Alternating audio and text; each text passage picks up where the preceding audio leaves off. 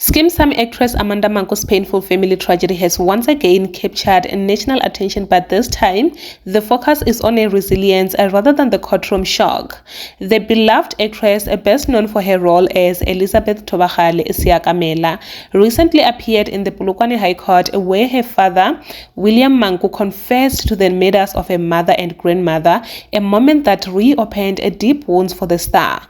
While the details of the case are heartbreaking, many South Africans have shifted their attention to Amanda's quiet strength, applauding her for facing such trauma in public while continuing to honor the woman she lost. Fans were reminded of her emotional Instagram tribute to her late grandmother, a message that continues to resonate as the actress walks a difficult path of grief, healing, and justice. Now, Mzansi, what are your thoughts on this situation? Please comment your thoughts down below in the comment section, and don't forget to like, subscribe, share this video as well, and I will see you on my next upload.